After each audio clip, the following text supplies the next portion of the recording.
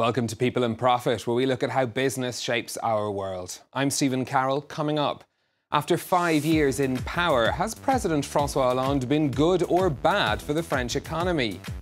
They're the engine of South Korea's growth, so why are voters turning against the conglomerates known as chaebols? We'll have a special report from Seoul. And trillions on the line. Can Donald Trump's tax plan encourage American companies to move their cash stashed abroad back to the United States? First up, though, when François Hollande took power in 2012, he promised to cut unemployment and kickstart the economy. 5 years later, as his presidency draws to a close, France has seen a lacklustre return to growth. But the number of people out of work has grown, and for many, taxes have gone up. Shirley Sitman has more. When running for president, François Hollande took some controversial positions. The world of finance is my true enemy. Once in office, the French president dropped that rhetoric and launched a series of plans to boost business through tax credits and payroll tax cuts. Their goal, making French companies more competitive. This is a crucial decision. It shows that we have at least started a process to strengthen our industry, our production network, and show we have faith in French companies. The Competitiveness Pact was followed by a Responsibility Pact with new tax cuts. Another plan has provided training to 500,000 job seekers. For Hollande, his policies are beginning to bear fruit. The growth rate is now one of the highest France has seen since the economic crisis, but still lags behind the European average. Hollande never managed to bring the budget deficit under the 3% of GDP threshold as promised to and required by the EU, but he did bring it closer to the target. Fighting unemployment was a priority for Hollande, who had pledged to reverse the trend of ever-growing job seeker numbers, a mission he failed to accomplish. Although companies are more optimistic and planning to hire, the number of unemployed is higher now than when Hollande was elected. He believes the projects he launched will have effects, but only after he's gone. For more on this now, I'm joined in studio by the economist Frédéric Bonnevay. Thank you very much for coming in to speak to us. My pleasure. Thank you very much. If we look at France's economy now compared to 5 years ago, is it in a better state? Well, things have improved, obviously. France was in a pretty dire state back in 2012, reeling still from the crisis and plagued by the Greek debt restructurings and the problems faced by Spain, Italy, and the Euro Med countries, so to speak. Now, several levers were activated. So low energy prices on one hand, a really proactive policy stance on the monetary front with the so-called quantitative easing. So these European Central Bank actually investing, buying paper on sovereign bond markets, and also zero rates. So all these levers really helped France pull through the crisis and actually steer some growth, even though much remains to be seen and to be translated into facts. Well, despite all of that situation, we do see French growth still lagging behind its European partners. What's the problem there? The problems are structural, so to speak. Not enough measures were actually pushed through by the various administrations in the past, and the communication also was potentially not convincing enough so as to draw incoming investment in the country and make people feel safe about consuming and spending their money, not saving as they do. Savings in France, domestic savings, amount to 330 billion euros, which is just massive, and which is a growth of nearly a third over the past 4 years. So that tells you a bit about how unsafe people feel. And of course, it's really bad for demand and really bad for the production tool in France for the local companies. One of the things that we did see over the past 5 years in the Hollande government is these announcements of cuts in taxation for business, the Responsibility Pact, the Competitiveness Pact. Have we any indication that that worked in terms of job creation and stimulating the economy? Well, it obviously works, but it takes time. And that takes us back to what I just said. The total package amounted to nearly 40 billion euros, which is about what the French trade deficit is like per year. So it's just a lot of money. However, it only will materialize and bear fruits over time. So we need to be convincing enough and to be credible enough when announcing those plans so as for people to feel safe that, yes, the output will come through, the impact will be felt, and to get people to anticipate in that. And this, again, remains to be seen. But again, it is partly due to, well, the French administration, of course, but also to the institutional context, notably the European context, in which French decision makers are actually meant to deal with.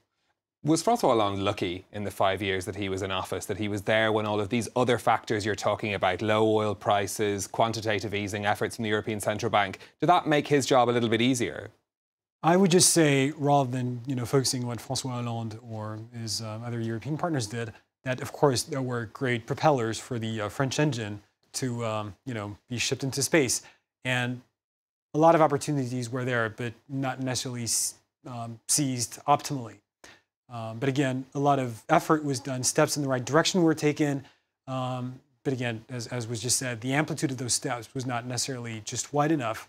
And again, the credibility capital that could be built was potentially a bit subpar. But again, it's a matter of French decisions, but European context, and again, world outlook visibility. And do you feel that in the structural reform that we did see under François Hollande, the Macron law, the labour law reform, that there were lots of protests here in France about, was there a perception, do you think, that things were moving in the right direction in France?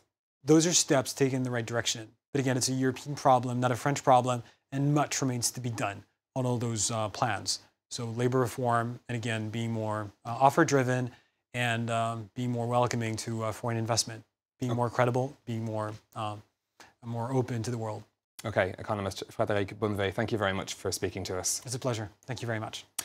Now, turning next to South Korea, where Samsung, Hyundai and LG are some of the country's best-known companies around the world. But now these family-run conglomerates, or chaebol, are in the firing line in the country's presidential election. The impeachment and arrest of former President Park, allegedly for taking bribes from chaebol bosses, revealed the complex ties between these major businesses and senior politicians. Many voters are calling for an end to chaebol dominance. This report from our correspondent in Seoul. Moon Jae-in, a liberal former human rights lawyer, is favourite to replace Park when South Koreans go to the polls on May the 9th. Moon has vowed to take on the chaebol, which together account for 80% of the country's GDP. His message is resonating with the voters in the aftermath of the Park scandal, which also saw the arrest of Jae Lee, heir to South Korea's biggest company, Samsung. Moon Jae-in acknowledges that the chaebol have contributed to South Korea's economic development, but he also recognizes that the system of cross-shareholdings that give them their dominance is not good for the country. He wants to reform the chaebol and build a fairer society. Moon opposes the traditional practice of pardoning chaebol bosses convicted of corporate crimes and wants to end the cosy ties between chaebol families and politicians. His reforms are being spearheaded by Kim Sang-jo, a university professor who's nicknamed the chaebol sniper. I'm certain that the chaebol bosses now know that they will end up in prison if they continue to behave as they have done in the past. From now on, the chaebol in the South Korean economy will start to look very different. Major firms like Samsung and Hyundai have helped turn South Korea into the 11th biggest economy in the world. But amid pressure from voters, angry at the chaebol's influence, the country's experimenting with a new approach to business, such as encouraging young entrepreneurs. I had experience already in a big company in Korea, but no one could understand how my vision. Yeah, that's why I'm here. Yet, ironically, even these 18 creative economy centres dotted around the country are being run by several chaebol firms. A reminder that despite the public's appetite for reform, taking on South Korea's powerful conglomerates will be a long and difficult task. Turning next to the United States and the tax reform plan announced by President Donald Trump. It was light on detail, but included mention of a tax break to encourage American companies to bring home money that they've stashed abroad. There are trillions of dollars involved, as Kate Moody's been finding out. Kate. $2.6 trillion to be exact. That's according to estimates from Capital Economics.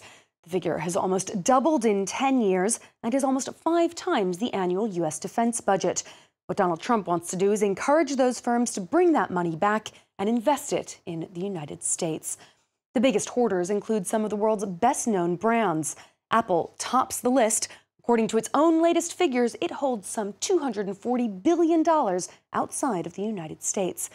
A think tank that compiled similar data at the end of last year puts the drugs company Pfizer next with $197 billion, while Microsoft, General Electric, and IBM make up the top 5. Companies are keeping their money abroad because of the high U.S. corporate tax rate. It currently stands at 35%, although the Trump administration wants to slash that to around 15%. By comparison, firms are taxed between 12% and 24% in Switzerland, 12.5% in Ireland, and 0% in Bermuda. It's not difficult to see why those companies are trying to keep their profits out of the clutches of the American taxman. Now, Donald Trump is proposing a one-time tax holiday to allow companies to bring that cash home under a lower rate. George W. Bush tried the strategy back in 2004, imposing a tax of just 5.25% on money that was repatriated. Around 2/3 of overseas earnings at the time were brought back, worth over $360 billion. If the uptake was similar this time around, it could see up to $1.7 trillion reinvested in the United States. That would be money in the bank for the U.S. government, but critics have warned it won't come close to paying for the other tax cuts that President Trump is planning. Stephen? Kate, thank you very much for that. And that's it from us for this week. Do get in touch with your thoughts on the stories that we've been covering, though, on Facebook at France24 Business, or you can tweet me at NewStephen. Until next time, thanks for watching.